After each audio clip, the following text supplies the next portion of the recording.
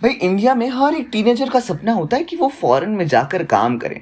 वहाँ की lifestyle, work environment Indian teenagers को काफ़ी ज़्यादा इन्फ्लुएंस करती है। उसी तरह ये कहानी है सिमरनजीत कौर की, जो अमेरिका में जाकर काम करने के लिए डोंकी फ्लाइट पर चढ़ गए। सिमरनजीत कौर एक ऐसे शख्सियत थे जो हमेशा दूर की सोच रखते थे और उनका सपना था कि अमेरिका में जाकर काम करना, क्योंकि उनके घर के कई सारे मेंबर्स ऑलरेडी अमेरिका में रहे थे। सिमरनजीत के इसी सपने को पूरा करने के लिए और पास में कोई भी वीज़ा या पासपोर्ट ना होने की वजह से एक एजेंट से मिलते हैं। एजेंट उन्हें डोंकी फ्लाइट के बारे में बताता है और कहता है कि अगर उसे कुछ पैसे दे तो वो उनका फ्लाइट में टिकट बुकिंग करवा कर अमेरिका पहुंचा सकते हैं।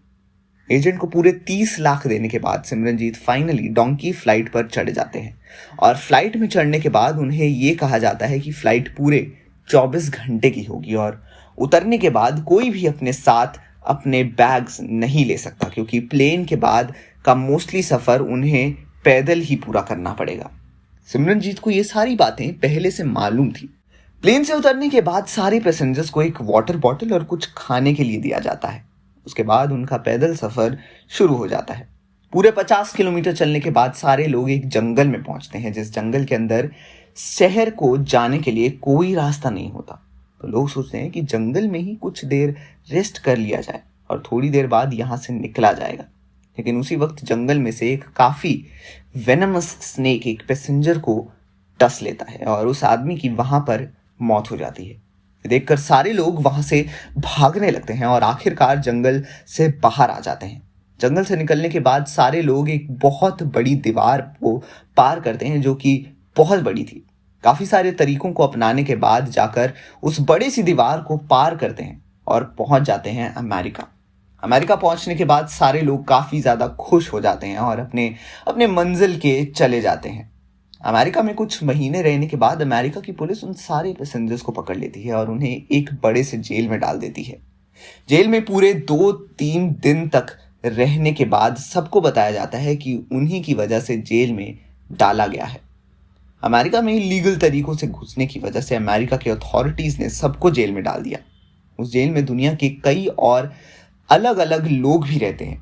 जेल में उनसे बदसलूकी की जा रही थी, जैसे कि उन्होंने अपने खाने में सिर्फ सूखे चावल और काफ़ी गंदी दाल मिलती थी और उसके साथ बीफ, जिसे कि कोई खा नहीं पाता था।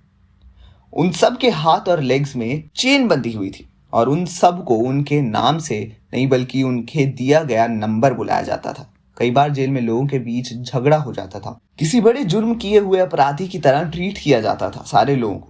कई दिनों तक सिमरनजीत को भूखा भी रहना पड़ा और वहां पर ठीक से सोने के लिए भी जगह नहीं थी। सिमरनजीत से उनके कपड़े, उनके बचे कुचे पैसे सब कुछ ले लिए गए। अमेरिका के उस जेल में रहने किसी नाइटमेयर से कम नहीं थे। सारे लोगों को वहां पर स्ट्रिक्ट रूल्स फॉलो करना पड़ता था।